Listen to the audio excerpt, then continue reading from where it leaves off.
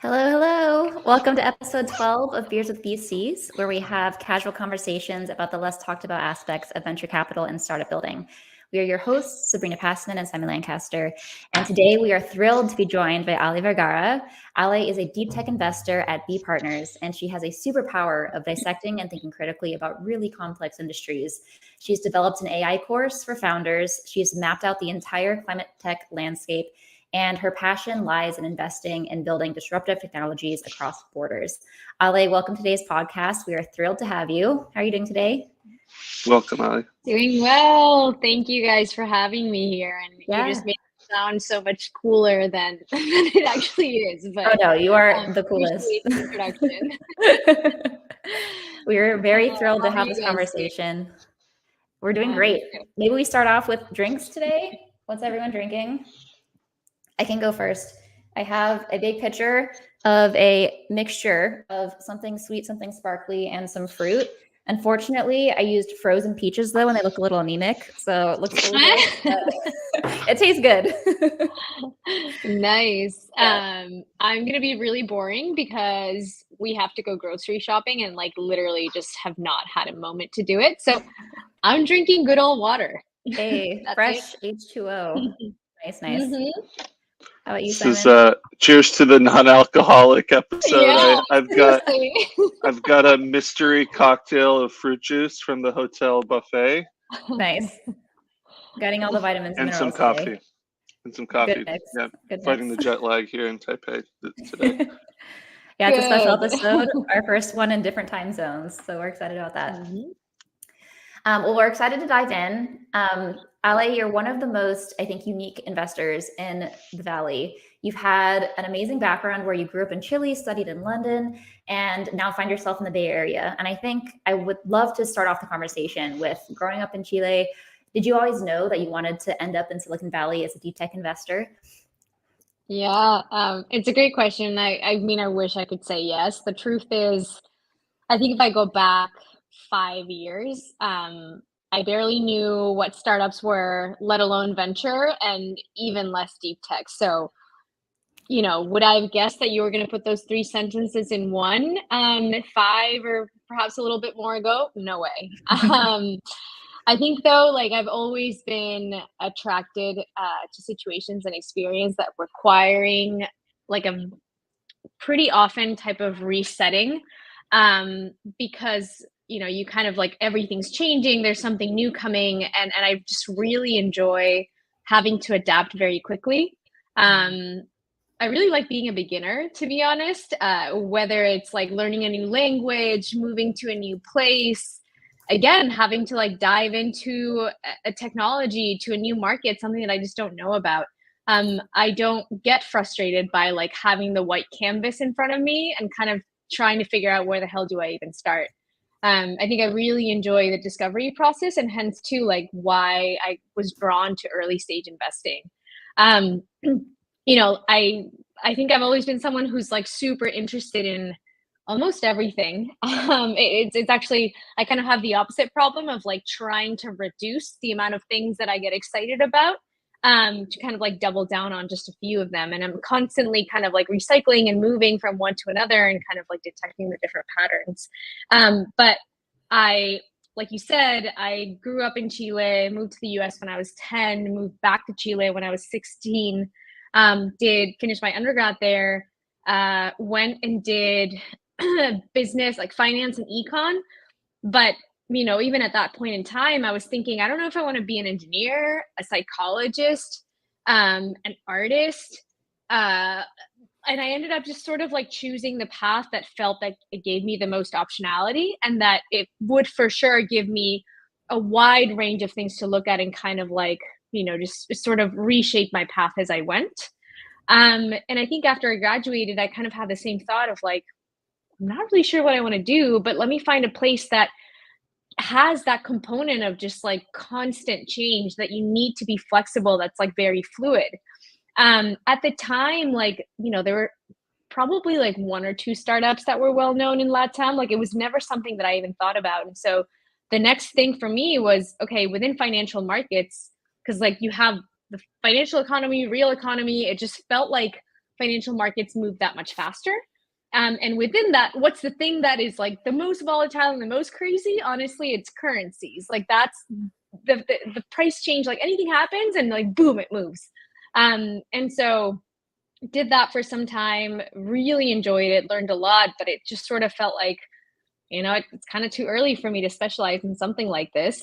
And I wanted to learn about kind of a broader range of asset classes and really get into companies and how they're shaped and what the strategy looks like and how companies innovate and how they grow, especially like multinational type of enterprises. And so I moved over to asset management, kind of like looking at cross asset classes. So a mix of like top down macro strategy paired with a bottoms up like business fundamentals and having to understand all the like complexities of different industries. And I just really enjoyed that. But then to connect this with the startup ecosystem, it felt a little bit empty. It felt a little bit like, what am I even doing here? What's the impact that I'm having?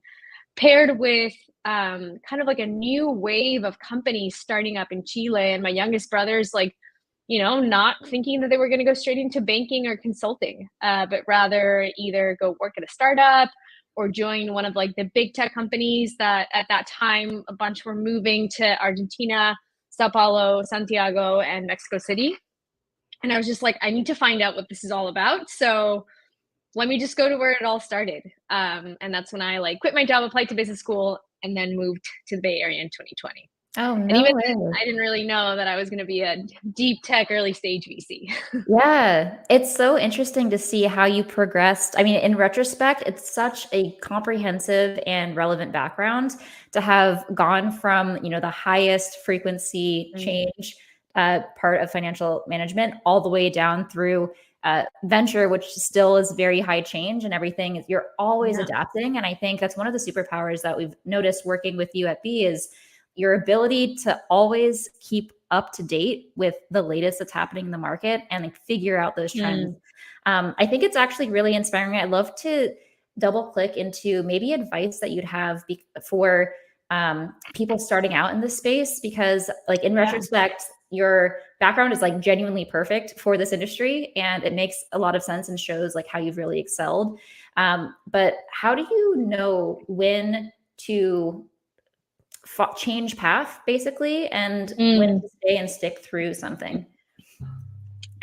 Man, that's a really great question, because I think you're sort of asking two different things. Like one thing is, what should you put on the table? What sort of things are you balancing at any given point in time between being a founder, going into VC, staying in big tech? Because I think those were the three different paths that you and I had talked about previously. Obviously, there's a million more, but like one thing is the decision making, like at any given point in time, and then there's also a timing component, right? Of like, okay, yes, because like no path is linear, and it's never. It almost, the way I like to describe any given path is like you kind of start out and it's like a vertical learning curve, and then you kind of like it flattens out and you feel like you're stuck. But really that's the point in time to really like collect all of your learnings, because before you know it, boom, you're going to jump to the next thing. So yes, I think there's a timing component that needs to be paired with like, what is it that I really want to do? In terms of like deciding between one or the other, there's a lot of different ways that you could think about this. But I think it's, there's kind of like two things that are relevant. One is the risk return profile that you're willing to take on. The passion and the time commitment. Like I think if you're someone who's curious about startups, but isn't necessarily committed to the cause, to the mission, and isn't like, going to bed every night thinking about the problem that you're solving, waking up every day in the morning, thinking again about that conversation that you had with that potential customer, because you're just so excited to build for that human in particular and to solve that specific problem, then like, I'm not sure that startups are for you, like starting a company is for you. I think you really, really, really have to be like obsessed. I personally, when I graduated from business school, was always kind of like on the fence of, do I become an operator? Do I go into venture? and I actually signed an entrepreneur in residence letter with a venture studio. What happened then, and the reason why I ended up, not moving forward with them, was because of exactly that. Because I had a really hard time, like, real kind of defining or just feeling very attached and passionate about the different kind of spaces that they were looking at, because they kind of wanted me to just go hit the ground running and start executing. And I sort of felt like I needed to go through the discovery process, to go through the struggle of like coming up with some really bad ideas at the beginning and then sort of like iterating. So I think number one is like how passionate and do you wake up in the morning and do you go to bed at night thinking about this?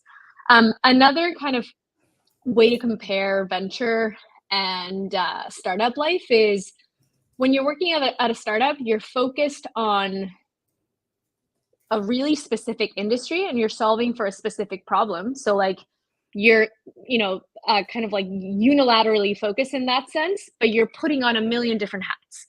You might, especially if you're a founder and you say you're a technical founder, but you're the CEO, you're doing everything from getting your hands in the code to thinking about strategy to fundraising to doing hiring to like you kind of have multiple different roles, but it's like all in the same realm. Whereas venture is kind of the opposite.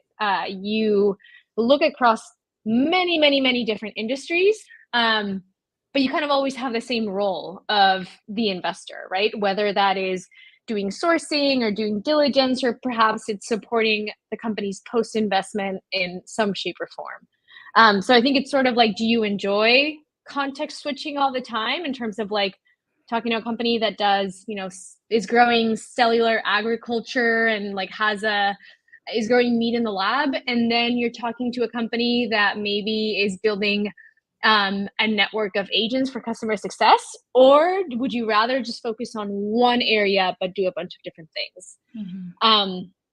I think it's a good indication that you might be interested in being a VC is like, if you're building a company and you're part of like a cohort of other people, and maybe you get more excited about what everyone else is building and hearing about their ideas than necessarily your own, that's probably a good sign that like you're someone who wants to learn. You're just like naturally curious, and maybe you're more drawn to learn about a bunch of different things versus just going really deep in one.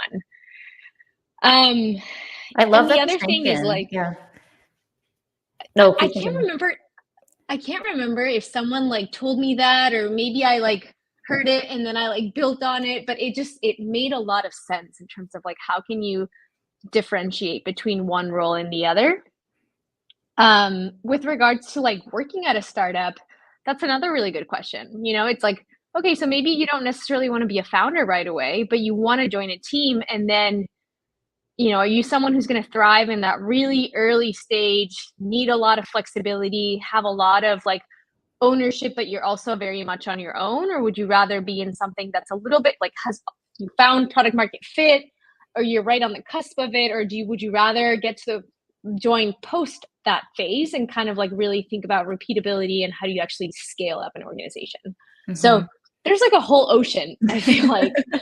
There's right? so many, so just touch on like the level of structure even that you sort of lean towards. That's like, there's the ideation part of it, like your passion part of it. And then there's also your comfort level with lack of structure. And I think figuring out where you are in that set of two axes kind of like puts you in the map of like VC versus CEO of a startup versus early stage startup versus even like big company, and figuring out your own risk profile. I like those two axes a lot, actually. We'll probably like chart that out for founders in the future to see if yeah. And I'm sure like you could speak a lot to this, right, Sabrina? I mean, going from working at Apple to then starting a company in the middle of COVID and now being an investor at the really early stage, you can probably like have really good examples or just like speak to what worked for you, what resonated, what didn't, and sort of like, you kept moving along until you found, fingers crossed, I think you did. The final career path. I think this is a path. Yeah, exactly. I completely agree. I resonate a lot actually with the distinctions that you were mentioning earlier in terms of like you kept wanting to understand and keep your options open and continue to like learn more of the market in an area that you were really passionate about. And I think that especially early stage venture, you're very uniquely positioned to both go very wide, but also have impact in a very narrow area. And for myself, I completely resonate with what you mentioned of when I was thinking of like potential other startup ideas, I just got more and more interested of like all the things that were happening sort of across the macro environment and within the segment. And I couldn't pick an idea really. Like there wasn't one single idea like this is the one that I want to like commit to for the rest of my life. I think it's a lot more interesting for myself in this current role to understand how everything kind of fits together. And I'm sure like Simon can relate here too. But yeah, I mean, this is all from the perspective of like people who have like found VC as a career path, of course. But yeah. I would just add, I really like you guys are saying, the ability to go really broad and discover new areas, but then selectively dive deep and understand. And we need to understand the fundamentals and the technology in many different new areas continuously. Yeah, it's definitely challenging. The one thing that I think is the hardest part of this journey is knowing when it's time to stop, like recognize that you're done with your current role and time to move on. It's something, Ali, that you and I discussed earlier of like, I had built a career of being excellent at this one very specific role within engineering. And I could have made that the rest of my life, but it took some real introspection for me to decide that it was time to leave. And you have done this so well throughout your career. Like, do you have any tips or like tricks of like how to really introspect effectively and like listen to what you really want to be doing? Yes. I mean, it very well said. I think it's tough, right? Especially to your point, like if you've built a career, it's well respected, the market values you for it. It's really challenging to sort of like, you know, have the answer come from within versus from your surroundings and sort of like what people, you know, give you a pat on the back for, like, well done, good job. We're so used to that, you know, we grow up looking for approval from our parents, from our teachers, from our friends. And then like, I don't know if this has come to me with age or what it is, or maybe it was the fact that I actually moved away. Like I love my family, you know, my best friends are all back home, but I think moving abroad has also given me the opportunity to think about, well, who am I? And like, what do I care about? And like, no one really knows me, so whatever. I mean, now that I've been here for, you know, 3 years, that story might be a little bit different, but it's not the same. And so I always like to rely, or I always like to have frameworks for decision making. It doesn't necessarily mean that I decide from here always, but rather like more from the heart, honestly, and from the gut. But I do, given that I'm so like structured in other ways, I do need to go through a process.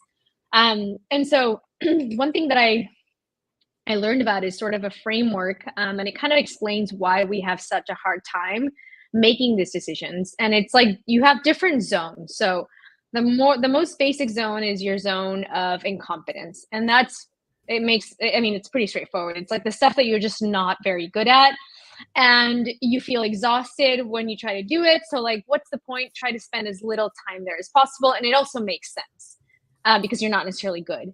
Then there's your zone of competence, and that's sort of like the things that you're okay at. You're sort of like right on the average, but you're also exhausted after doing them. And there's so many people out there that can do it better than you that, again, like it's just easy to say, you know what, I'm going to try to spend as little time as possible on this.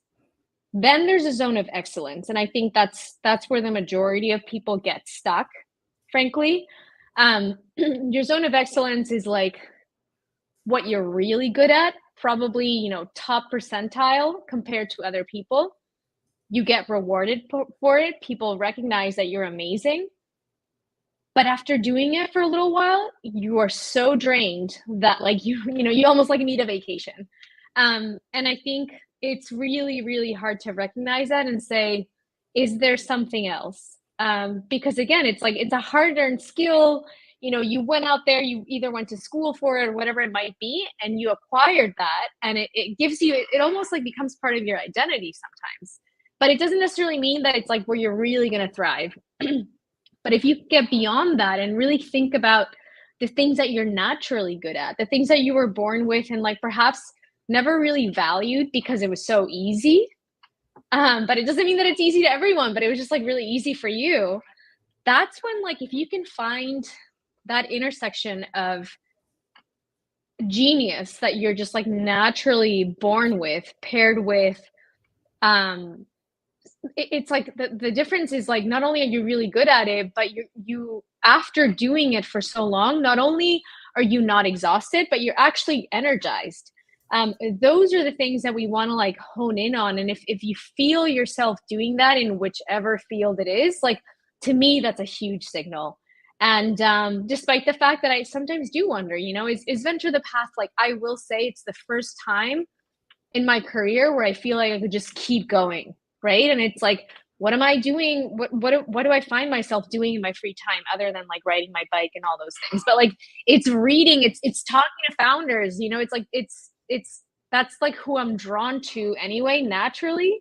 And so I think this is a really unique opportunity for me to pair what I love, what I'm energized with, and what I feel like I'm naturally good at. So yeah, it takes kind of breaking away from that comfort zone to kind of just rediscover, because it's not even discovery really, it's like rediscovering and relearning, like, oh my god, I'm really good at this, I should hone into this, versus like trying to be perfect across the board, which is, I feel like, what I tried to do up until a couple of years ago.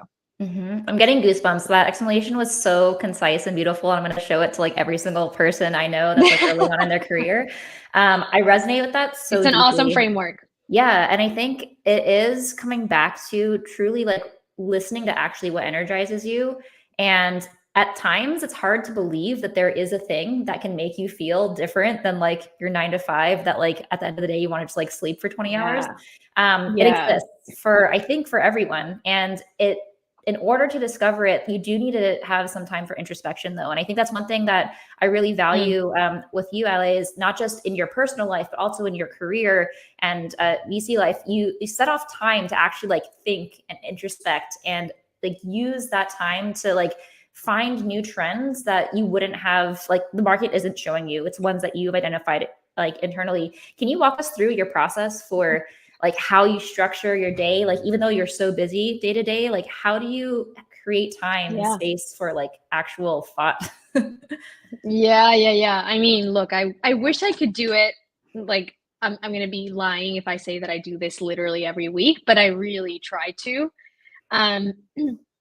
I've realized that the only way that I'm going to stand out, meaning like I will be better than the average, and also the only way that I get joy and fulfillment out of this job, is leaving time for that depth, for that sort of like, okay, what did I even do this week? What's important? What are like can I pull out like core insights? And how does that like lead me to the next week? Because one of the issues that I think we have in venture is, because there's so much context switching, if you're not pausing, then you're never really building, you're never really compounding your learning, but rather you're just like, getting hit in the face with like all these different things, and you kind of have to react versus like preparing your mind, preparing yourself for the next thing to come. So I think it's just like a really important thing to do in general, but then I specifically like need it for my own happiness and for my own like adding value to my team. And so I kind of structure my week. There's always like a thread. I wouldn't say like I'm super rigid on this, but like Monday is generally a very like internally focused day, where it's like working on the business versus in the business. So on the business meaning like, doing a lot of one-on-ones with our team, thinking about strategic things of whether it's like fundraising, portfolio construction. We obviously also do our typical like investment committee, where you talk about deals and like what's deeper in the pipeline. But it's kind of like, again, this on the business versus in the business distinction. Tuesdays and Thursdays, it's like back-to-back meetings, like meeting new companies, or maybe there's a company that I'm meeting for a second time that I'm really excited about, and we're going to go through like a specific agenda, and I'm bringing on more people from the team, or there's like diligence calls and stuff. Wednesday is portfolio day, so that's the day that like I just do back-to-back calls with the portfolio basically. And And it's cool because many of them are kind of going through the same phase. So it's awesome because like what I'm doing with one is actually applicable to with some changes, obviously, but like there's this sort of like there's a lot of compounding learning. And so one of the techniques that I do is this used to be my own thing, and now it's like a company-wide procedure, but we have like a big Notion page that it's divided into our 3 theses, where we're constantly collecting insights from like just talking to different companies. Again, this exercise of like pulling out what matters. And then, you write it for one company, and then the next week you meet 2 other companies that are kind of doing something similar. And so then this sort of like very scattered approach becomes you pull out a sub theme or a sub thesis. I do the same thing for company building. So like I have a whole journal with like all the different topics, and it's a mix between conversations that I've had with other founders, with other investors, stuff that I've read online, and then like the actual experience of working with these companies. So again, this concept of like compounded learning, I think really, really matters in our industry. So yeah, like I said, Monday, Tuesday, Wednesday, Tuesday and Thursday are very similar. And then Friday is my favorite day of the week because there's always a little piece that I don't like, which is like catching up and just like, whatever I didn't get to do, I have to do it. But I really try to carve out time for deep thinking, for writing, and again, for sort of like what needs to be true for me to move to the next step with XYZ company. It's sort of like my time to, rather than just doing a bunch of increments of like 30 minutes throughout the week, I feel like for this exercise in particular, I need at least an hour and a half. Mm-hmm. And so I love Fridays.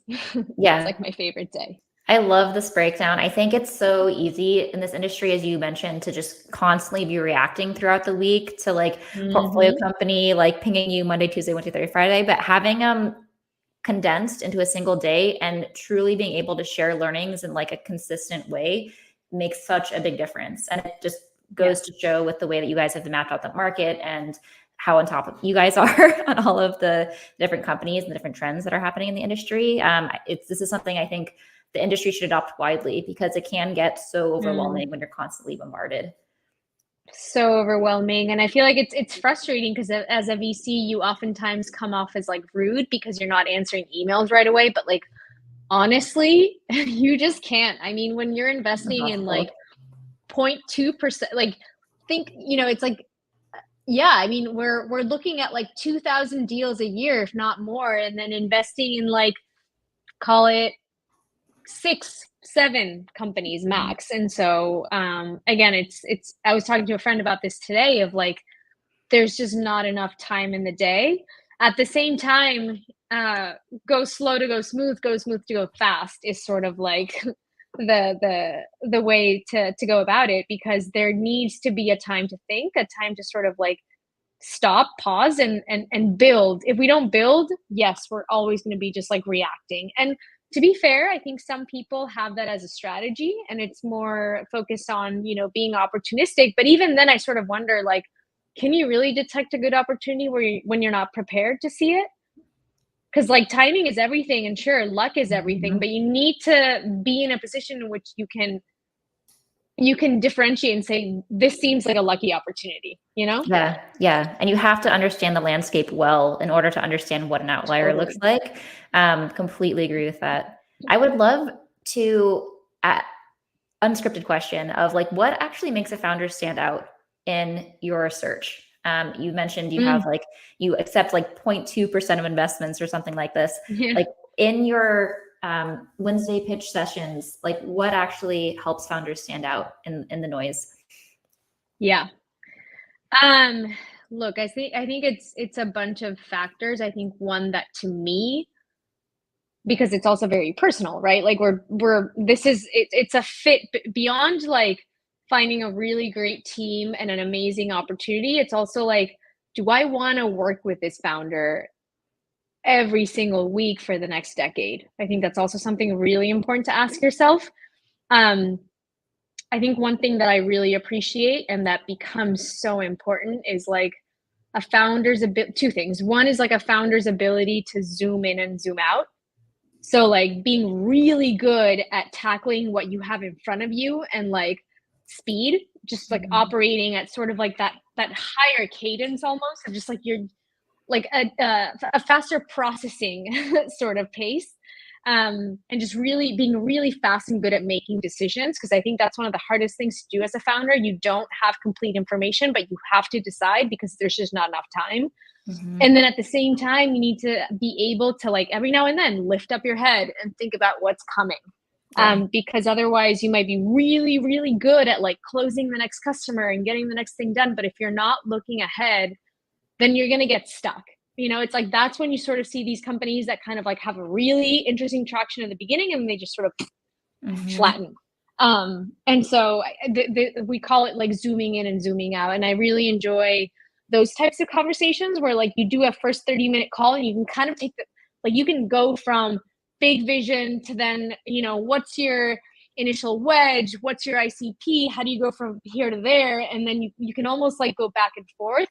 And they take you there and you follow them and vice versa, versus someone who's just like too narrow focused on the present and is more of that like almost like really good at the tactical but doesn't necessarily have strategy, or vice versa, someone who's like super strategic, big thinker, but you sort of wonder like, is this the right team to get things done? The other thing that I really, really appreciate, and this is not just in founders, it's like in people in general, is having a like deep level of self-awareness, kind of like just someone who really knows themselves, who is hyper aware of just like how they're doing and where they are. And I think that's really important when you're building a company, when, you know, you're not just building a product, you're building a business, and there's like multiple different stakeholders that you have to deal with. And then finally, like someone who cares so much about the mission and the vision of what they're building that they're like, look, I know that I can't do it alone. And I'm not going to fall into that hero's mentality of like, oh, don't worry about it, like I got it. But rather they're humble enough. They're like, on one hand, super ambitious and like, you know, dream big and everything, but at the same time, humble enough to recognize like, I can't do this alone, and I need all sorts of people, all really, really, you know, ideally people that are smarter than me in every single, in their different domains, to come and join. And so, you know, sort of becoming that, that evangelizer of what you're doing and bringing people to actually, you know, join you and execute with you. So, yeah, I love those three points. So it was being able to zoom out and zoom in, self-awareness, and being mission driven, and understanding how to attract the right team. I want to click into a couple of those because I love those 3 points. And I think they are like a very well-rounded way to think of a successful founder in sort of the mind map. And what's interesting is that it's not necessarily anything specific about their background, their education, their vertical even. These are completely separate skills from that. One thing that I have absolutely noticed is the focus of team. We'll start with that one first because that was the most recent one. And what we just had a really great podcast with Alexei Dubov, who has founded and exited, or he founded 6, exited 2 startups, and his focus changed from I'm going to do everything, I am like the person who understands this best, to team, saying like, I don't know anything. In fact, but I understand how to think, and I understand how to find people that are passionate about a similar problem that have the skills I need. And I love highlighting that. I think especially the first-time founders that, you know, as VCs, we're not looking for superheroes. Like, we're not looking for people that think they can like do every single thing by themselves. Like, truly a successful company is a successful team. And I love that you highlighted that. And maybe one question I have for you is, how do you vet that personality trait in those first meetings, especially as a pre-seed founder, as a first-time founder? Sometimes like it's hard to know. Like, do you have any tricks that you do to understand that aspect? I'd never thought about this before of like, are there specific tricks? I do think so. One quick thing, you know, when you do a first call and you're talking to just the founder CEO, And then generally, you know, as you move forward, as you progress in that path, then you'll have a call with the CEO and the CTO, or maybe there's even like 3 founders present. It's a huge red flag when you ask questions and the CEO is always trying to answer. And it's kind of like, you know, you're even asking them about something technical, and rather than pointing towards the CTO and saying, hey, you know, X, you know this really well, why don't you give this one a shot? Or not even saying that, just sort of like looking at the CTO and having them speak. I think, yeah, someone who just like wants to kind of take over the room and answer all the questions, it's like, so why do you have your team here? They're just kind of wasting their time. That's one. I think another one is we try to evaluate, is this person a resource magnet? So, you know, do they have like a pull, sort of like this is really, really intangible, but it's almost like an aura, like someone that you just get excited about and that you want to keep talking to. And it's almost like you want to help them out. And it's both a combination of like how you feel during a meeting, but then also there's ways to validate that, you know, like, have they built teams before? Perhaps talking to other people that have had experiences with them. You know, it's like, are they doing hacky things to talk to customers? Like we have one founder who's super young, and I've just been so impressed by not just like his technical abilities, I had no question about, but like his ability to do sales, to like pick up the phone and call people up. Like no one does that anymore. And I think it's actually, you know, he's using like all these different strategies that are working. Because he's like, look, my company is no one knows it. No one knows who I am. No one knows my company. No one trusts us. And so like, I have to go the extra mile. But I think it's both seeing the kind of team interaction in real time, as well as sort of just spending time with that person, hearing what other folks have to say about them. And it can be another company. It can be, you know, were they part of some kind of cohort? Do they have a community of people? Yeah, I don't know. I'd probably have to think about it a little bit more if there are like other steps, but that's generally something that, you know, we look out for. No, those are perfect rules of thumb. I have lots of little clips I'm going to pull out of this podcast for little bite-sized content after this. This is really, really great. So I wanted to tack on that second point that you made, or I guess it was the first one, like zooming in and zooming out. This is something that you and I have talked about before of, you know, back in the days, people were focused on making the best typewriter possible, but didn't realize that the computer was right around the corner. And that's how all of these typewriter businesses went out of business. How do we avoid that in today's day and age? And we'll pivot the conversation now more to like, I guess, deep tech investing in general, as basically we're trying to predict the future of what can be successful. And it's not just that, because we have a little bit of influence in how we can help craft it based off of learnings and help coach founders as well, which is like a wonderful place to be. But as a broad scope, how do you go about making sure that we're not focusing on the typewriters and that we're actually like stepping back and seeing that, you know, a couple horizons further? Yeah. Look, I think that's a huge trap. And it's one that's really hard to differentiate oftentimes. Like looking in hindsight and, you know, looking back, it's always easy to say, oh yeah, that was obvious that it wasn't going to work or whatever it might be. I think generally speaking, VCs get the trend right. What we don't necessarily get is like the timing. And it's also, we don't necessarily get the kind of, is this really the right application to kind of like go along with this trend? To your point on like, how do we avoid that trap? It's funny, one of our LPs talks a lot about the difference between, and it's a great analogy. I don't know if it's really helpful, but it's like differentiating between the stone and the ripple. Are you the first stone that gets thrown in the water, or are you one of the ripples that comes about, you know, as a result of this first splash? And so we're constantly asking ourselves in the deal room, like, is this the stone, or is this just like a ripple?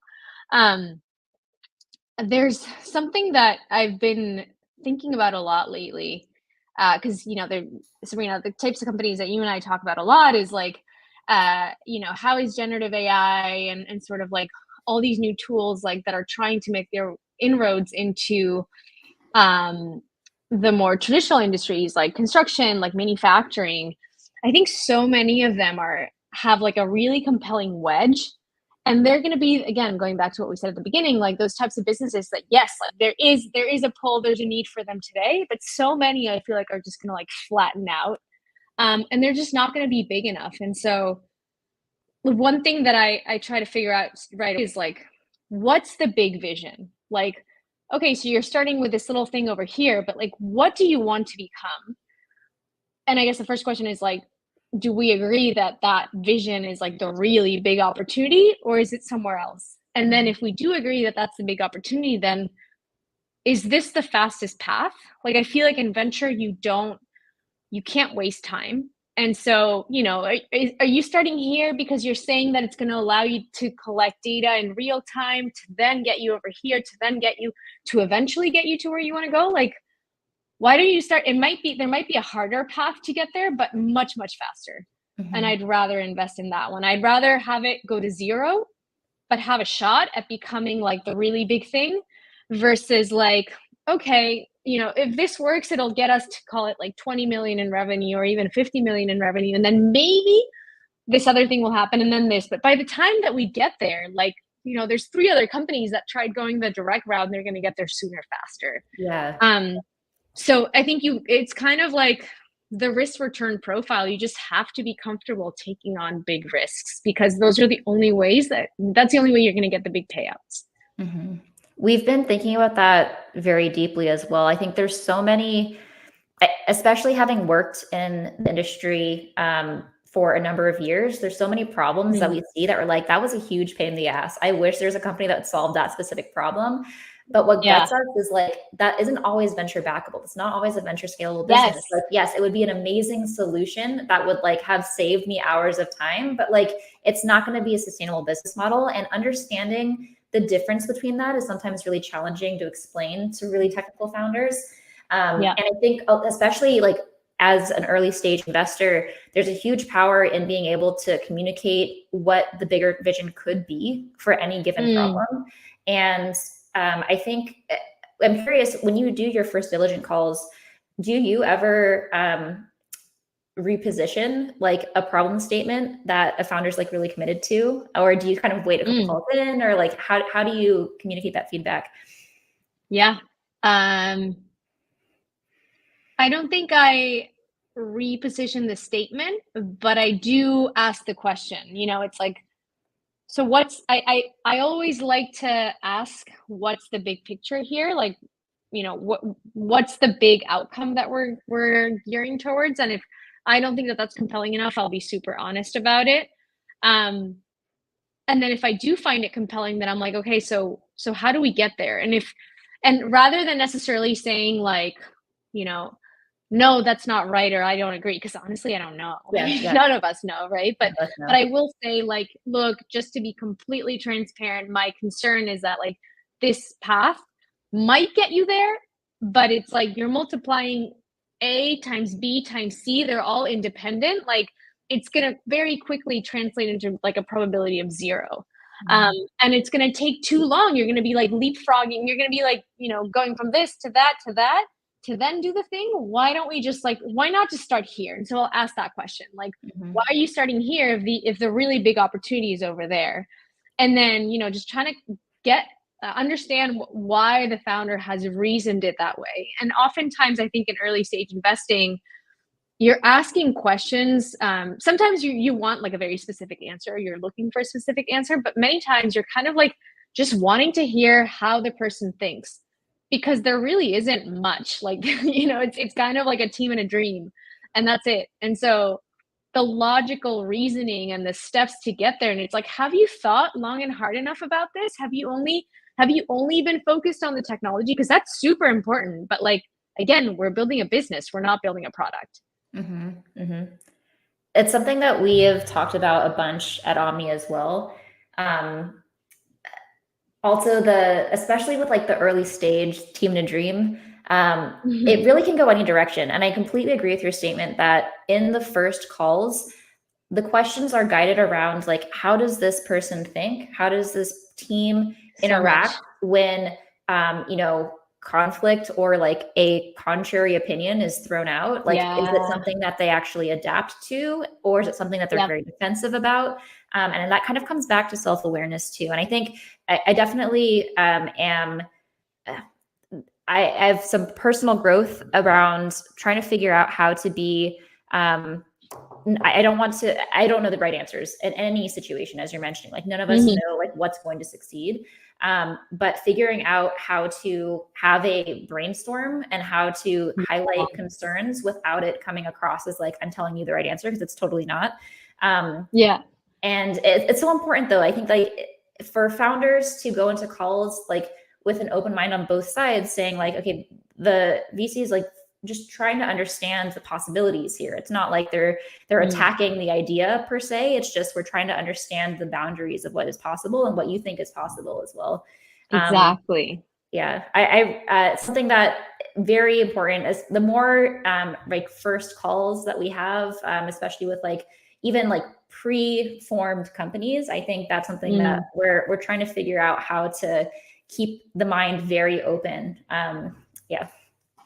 Very excited. I don't think it's an easy one. And I think I have the benefit of not being an expert, honestly, like because I think when you know something really well, like it's probably a lot easier and you get to what matters a lot faster. At the same time, obviously and naturally, like you have perspectives of how things should be done. So it's kind of like, I think if you can take that experience that's very unique and it's a superpower, and pair it with like the open mind, or just sort of like, how do I ask this question, because like I don't necessarily agree because of XYZ, but rather like, can I frame it in a way that it's like an open-ended type of question, versus saying, you know, kind of like, because I think if you say too much, you like immediately you sort of like take the founder in that direction with exactly, versus like just keeping it open. And I think like that open-ended type of questioning in a first call gives you a much better sense of like, is this the right person, and do I want to do a second call? I think I would love to get your perspectives on how you break down really complex industries. I think it's very, it makes a lot of sense given your background of like always wanting to be uncomfortable and always wanting to learn, but you've picked specifically like an incredibly challenging industry to invest into. Like, I mean, deep tech and climate tech are like the hardest ones to understand. How do you go about like figuring out even where to begin? Like if maybe advice for either a founder in the space or a nascent investor that wants to pick up, I guess there's two parts of it. One, like, how do you know that you're passionate about this industry? And second, like, why would you pick one that is so technically challenging?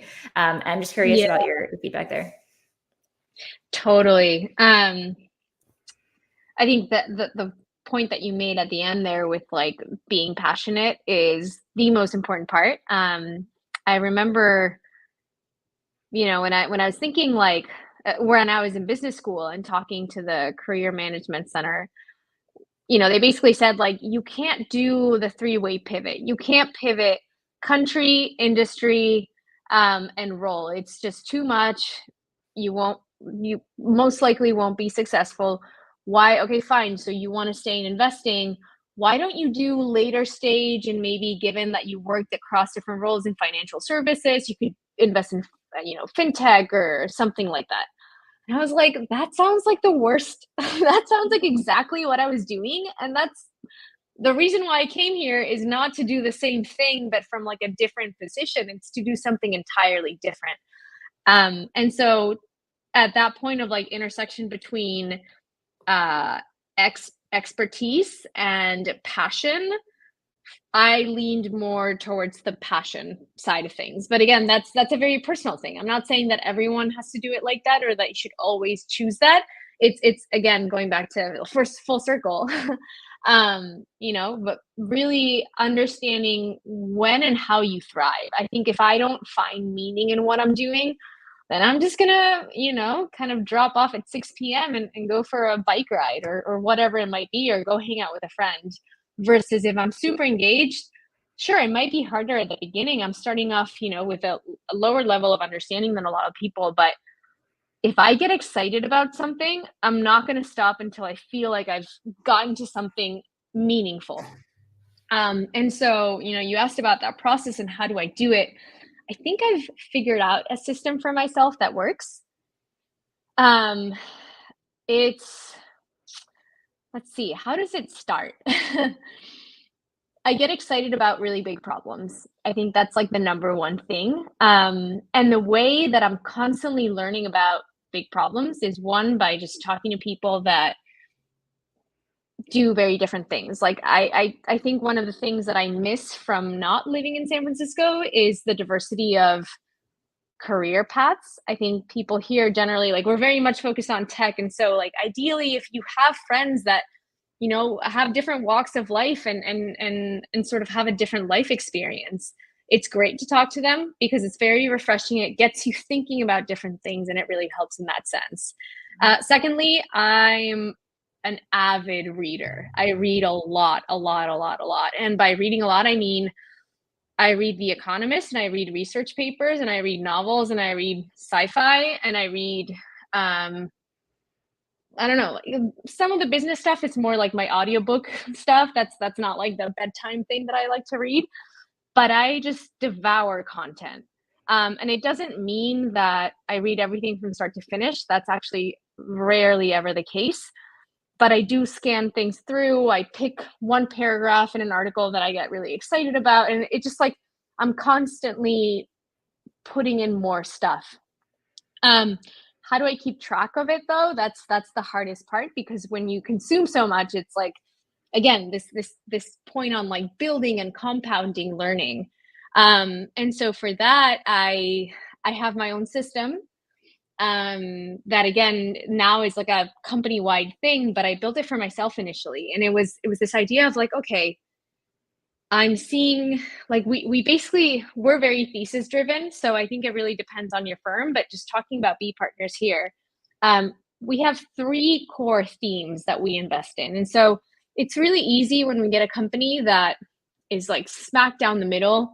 We can evaluate that really quickly, very, with a lot of confidence, get to a yes and a no and a why. The ones that are a little bit harder, and this is where I spend a big amount of time actually, is like the ones that are kind of like on a tangent. And it's like, if this is like your sphere of one of the things of the thesis, and then you start seeing like little dots that at the beginning seem kind of scattered, and you're kind of like, okay, this is kind of cool, but I just don't know enough about it. And then you see another dot and another dot, and then all of a sudden it turns into like this other little sphere on its own. And that's when it becomes a sub theme. Now, how do I get started? I think one thing that I've adopted that's actually been really helpful is asking ChatGPT for a plan. So yeah, I remember, I think this is like last year, the first time I did it, where I was like, the hardest thing about learning about a new thing is like, you just don't know what you're looking for. You really don't know what you don't know. And so can I at least have like a game plan? And I remember I was looking at this company that was doing like deep ocean robotics and kind of collecting these nodules that have a bunch of different rare earth and minerals and stuff. And so I was like, can you look, I have 1 week. I have 3 blocks of like 1 hour, 30 minutes max. And I need to know everything there is to know about deep ocean robotics. I obviously prompted it with something that was like much longer, but it gave me a game plan. It was like, yes, like these are the 5 things that you need to learn about. And it's just like, because that's normally what I do. I kind of come up with a game plan. And then the more you sort of like, it takes a while for you to get to that point where you're like, oh, this matters. This matters. This is, no one cares. Let's not spend more time there. And so I've been using ChatGPT to help me get there faster to like what matters. It doesn't mean that it's perfect, but hey, like it helps. It helps coming up with like a plan. Yeah. And that's just a launching off point too. That's like not necessarily comprehensive at all. It's just like to help orient you in a new space. Yeah. It's to have like a path, to have a guideline. And then I think it's really important to collect top down with bottoms up research. Research, because a lot of times, again, there's just like not that much data. And so for me, that's a combination of, kind of high level type of, sometimes it's like reading articles, sometimes it's like looking in our CRM and finding keywords and just like, what did we learn about companies in the past? And pairing that with people that I know that are really good at their, and they're just like deep subject matter experts on that particular thing. As VCs, you cannot expect to know everything unless like you want to have a really narrow scope and only invest in the thing that you're really good at and that you know very well. But the minute that you want to expand your thesis, you have to start relying on other people. So we go back to this point of like teamwork and just having an extended set of experts that can support you. And that's something that I learned not in this job, but in my previous job, again, as an investor, as an asset allocator, because there was one fund that was like more top down asset allocation. The other fund that I was in was bottoms up, like long short, very, very different. But for the top down global one, there's no way that I could track, all the different companies across the globe. And so I just like had experts in my network that I knew, okay, if I'm looking at Latin American bonds for utility companies, I know that this is the person that I need to talk to. And just like collecting those folks and building relationships, not just like, okay, I give you this, you give me that, because that's never really going to lead to something meaningful. And then the final thing is like, ideally, if you can, getting your hands dirty, like actually playing around with the technology. I know that I think Simon, you do a really good job. It's sort of like, talking about what the founder is working on, showcasing their products and really getting excited about it with them versus just seeing everything from like a higher position type of thing. And I think that's really, really important.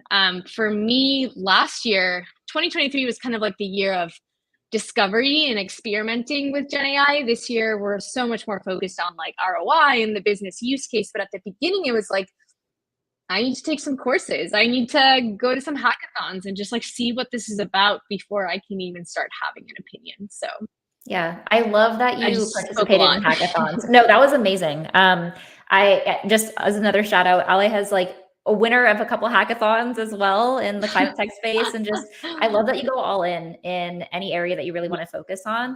That's absolutely part of how to succeed in the industry. This hour has blown by. I'm really, really grateful that you were able to join us. Oh my God, 58 minutes. I know. We did it. We're on our very last question. And that question is, who is the most impactful person in your career to date and why? Yeah. So we were supposed to do this interview, I think it was like a week or 2 weeks ago, and it was like International Women's Day. And so obviously I was thinking of my grandmother, my mom, and I think honestly they have been the most influential people in my life. You probably weren't expecting that answer, but it's true. I think I have like a lineage of women that have supported my path since the earliest of days. And honestly, I think that's like the most important stage of my life and why I am who I am. My maternal grandmother, I describe her as like a silent rebel. She was a storyteller, an artist, had an incredible imagination, and she always pushed me to think of what was possible without focusing too much of like the constraints of what the current reality was. We spent a lot of time with her, especially me, because I was the eldest granddaughter and she lived a couple blocks away. So whenever my mom had to do things, she would come and take care of me. And it was always like telling me stories and also drawing, the characters as she was telling the story.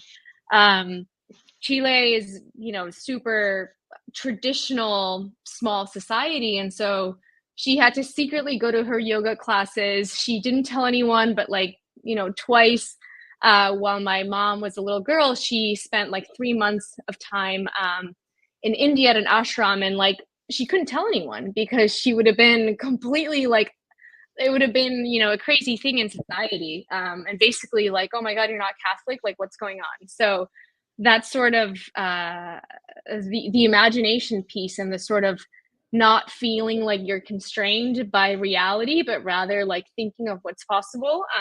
I definitely have it thanks to her.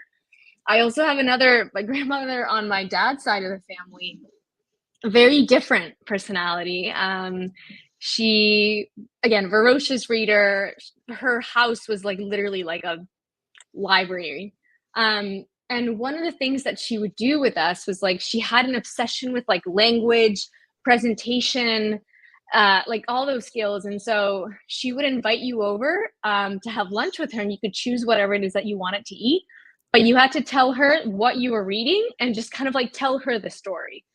Oh, wow. And I think that really helped with like communication, just knowing how to present, how to present ideas. And storytelling is one of those things that I think I'm really good at, but I didn't necessarily value it until now. I always thought like, oh, well, whatever, that's just like a soft skill that everyone has. And now I'm realizing how important it is. So I owe that to her.